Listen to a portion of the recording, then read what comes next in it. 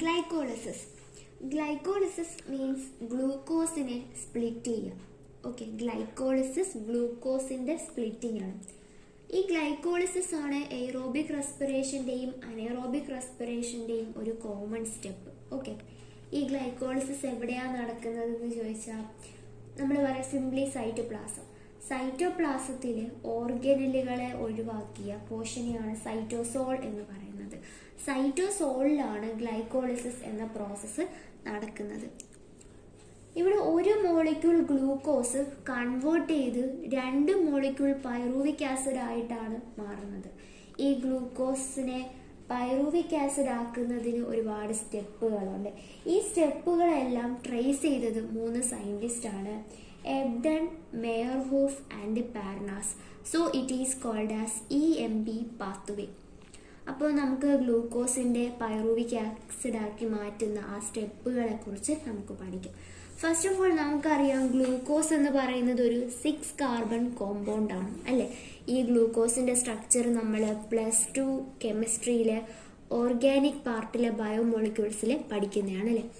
ഈ ഗ്ലൂക്കോസിനെ ഗ്ലൂക്കോസിക്സ് ഫോസ്ഫേറ്റ് ആയി മാറും. മീൻസ് എന്താ, ഗ്ലൂക്കോസിന്റെ 6ാമത്തെ പൊസിഷനിലേക്ക് ഒരു ഫോസ്ഫേറ്റ് ഗ്രൂപ്പ് ആഡ് ചെയ്യുന്നു. അപ്പോഴും കാർബണിന്റെ എണ്ണം സെയിം തന്നെയാണ്. ഓക്കെ, ഇനി അത് ഫ്രക്ടോസിക്സ് ഫോസ്ഫേറ്റ് ആവുന്നു. അപ്പോഴും കാർബണിന്റെ എണ്ണം സെയിം ആണ്. ഫ്രക്ടോസ് 1,6 ബിസ്ഫോസ്ഫേറ്റ് ആയിട്ട് മാറുന്നു. അപ്പോഴും കാർബണിന്റെ എണ്ണം സെയിം ആണ്.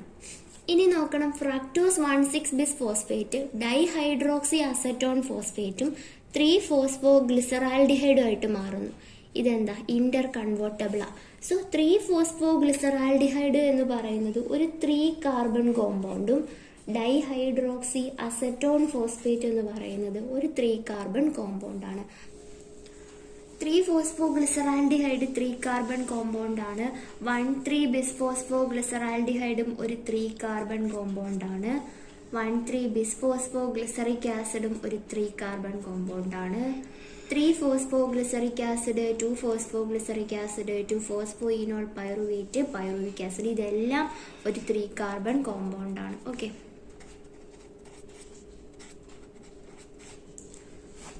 അപ്പോൾ നമ്മൾ കാർബണിന്റെ ഇത് കണ്ടുപിടിച്ചു. ഇനി നമ്മൾ ചെയ്യാൻ പോകുന്നത് ഇതിലെ ATP ADP കൺവേർഷനെ കുറിച്ചാണ് പഠിക്കാൻ പോകുന്നത്. ഓക്കെ, ഗ്ലൂക്കോസ് 6 ഫോസ്ഫേറ്റ് ആയിട്ട് മാറുന്നു. അപ്പൊ എന്താ സംഭവിക്കുക, ഒരു ഫോസ്ഫേറ്റിനെ ആഡ് ചെയ്യല്ലേ. അപ്പോൾ ഒരു ATP മോളിക്യൂള് ADP ആയിട്ട് കൺവേർട്ട് ചെയ്യുന്നു. അപ്പൊ എന്ത് സംഭവിക്കും, ഒരു ഫോസ്ഫേറ്റ് ഇവിടെ ആഡ് ചെയ്യുന്നു. ഇനി നമ്മൾ അടുത്ത സ്റ്റെപ്പിൽ നോക്കുകയാണ്. ഗ്ലൂക്കോസ് 6 ഫോസ്ഫേറ്റ് ഫ്രക്ടോസ് 6 ഫോസ്ഫേറ്റ് ആണ് ആയത്. അവിടെ ഒരു ATP ADP കൺവേർഷന്റെ ആവശ്യമില്ല.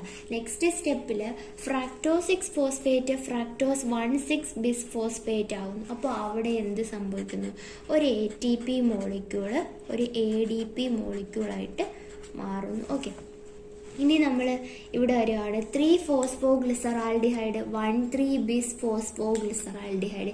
ഇവിടെയും ഒരു ഫോസ്ഫേറ്റ് ആഡ് ചെയ്യുന്നു. പക്ഷേ നമ്മൾ അവിടെ ATP ADP എഴുതില്ല. അതിനു പകരം ഇനോർഗാനിക് ഫോസ്ഫേറ്റ് ആണ് ഇവിടെ യൂസ് ചെയ്യുന്നത്. നെക്സ്റ്റ് 1,3 ബിസ്ഫോസ്ഫോഗ്ലിസറാൽഡിഹൈഡ് 1,3 ബിസ്ഫോസ്ഫോഗ്ലിസറിക് ആസിഡ് ആയിട്ട് മാറാൻ ഫോസ്ഫേറ്റ് നടക്കുന്നില്ല. അതിനു പകരം ഇവിടെ എന്താ നടക്കുന്നത്, ഒരു ആൽഡിഹൈഡ് ആസിഡ് ആയിട്ട് മാറാണ്. നമ്മൾ കെമിസ്ട്രി പഠിച്ചു, ആൽക്കഹോളിനെ ഓക്സിഡൈസ് ചെയ്താൽ നമുക്കൊരു ആൽഡിഹൈഡോ കീറ്റോണോ കിട്ടും. അതിനെ ഓക്സിഡൈസ് ചെയ്താൽ കാർബോക്സിലിക് ആസിഡ് കിട്ടും. അപ്പോൾ ആൽഡിഹൈഡിനെ ഓക്സിഡൈസ് ചെയ്യുമ്പോഴാണ് ആസിഡ് കിട്ടുന്നത് അല്ലേ. അപ്പം ഓക്സിഡേഷൻ ആണ് ഇവിടെ നടക്കുന്നത്. ഓക്സിഡേഷൻ മീൻസ് എന്താ, addition of oxygen and removal of hydrogen അല്ലേ. അപ്പോൾ ഹൈഡ്രജനെ തരുന്നത് ആരായിരിക്കും, ഒന്നെങ്കിൽ NaDH2 അല്ലെങ്കിൽ FaDH2 ആയിരിക്കും അല്ലേ. പക്ഷെ ഇവിടെ വരുന്നത് NAD+, NADH+നെ കൊടുക്കും. ഓക്കെ, നെക്സ്റ്റ് ഇവിടെ എന്താ സംഭവിക്കുന്നത്, 1,3 ബിസ്ഫോസ്ഫോഗ്ലിസറിക് ആസിഡ് 3-ഫോസ്ഫോഗ്ലിസറിക് ആസിഡ് ആയിട്ട് മാറുകയാണ്.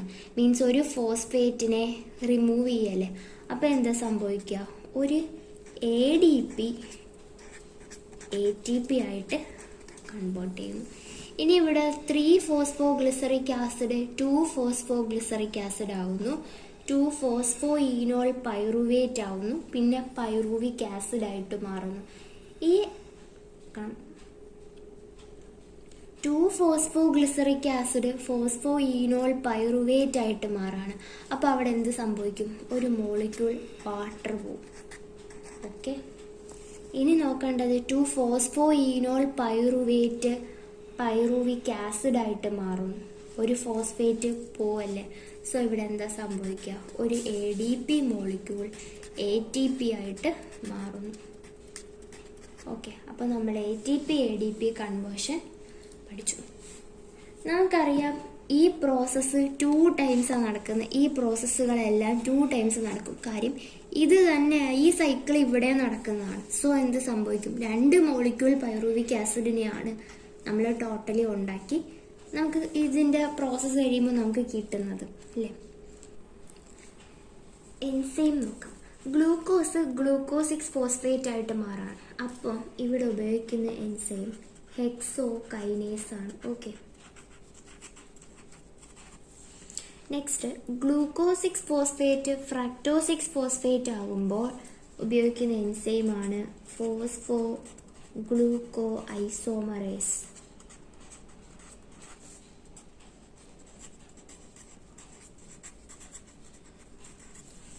Fructose 6 phosphate fructose 1,6 bis phosphate ആകുമ്പോൾ നമ്മൾ ഉപയോഗിക്കുന്ന എൻസൈമാണ് ഫോസ്ഫോ ഫ്രക്ടോ കൈനേസ്.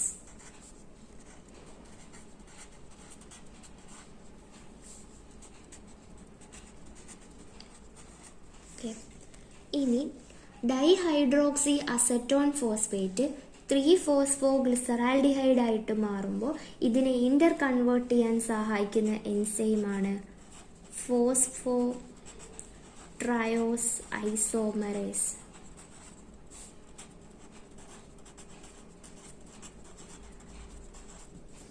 ഇനി 1,3-ബിസ്ഫോസ്ഫോഗ്ലിസറാൽഡിഹൈഡ് 1,3-ബിസ്ഫോസ്ഫോഗ്ലിസറിക് ആസിഡ് ആകുമ്പോൾ അതിനെ സഹായിക്കുന്ന എൻസൈമാണ് phospho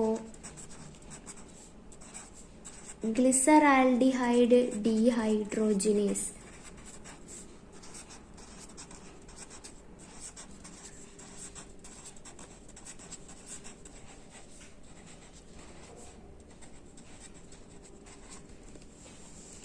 next one three bisphosphoglyceric acid three phosphoglyceric acid ആയിട്ട് മാറുമ്പോൾ അതിനെ കൺവേർഷന് സഹായിക്കുന്ന എൻസൈമാണ് phospho glycerate kinase.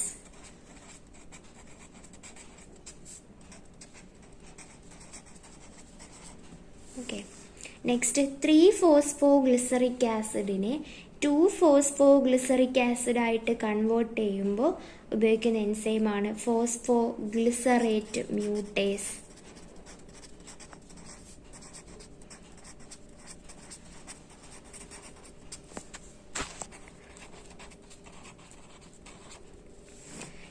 Phosphoglyceric acid two phospho enol pyruvate ആകാൻ സഹായിക്കുന്ന എൻസൈമാണ് enolase enzyme. Next two phospho enol pyruvate pyruvic acid ആയിട്ട് മാറാൻ ഹെൽപ്പ് ചെയ്യുന്ന എൻസൈമാണ് പൈറുവേറ്റ് കൈനേസ്. സോ നമ്മുടെ എൻസൈമുകളെ കുറിച്ച് പഠിച്ചു. എല്ലാവരും ഈ വീഡിയോ ഫുൾ കാണുക, എന്നാൽ മാത്രമേ മനസ്സിലാകത്തുള്ളൂ. ഇനി നമ്മൾ net gain of ATP molecule in glycolysis ആണ് ഡിസ്കസ് ചെയ്യാൻ പോകുന്നത്.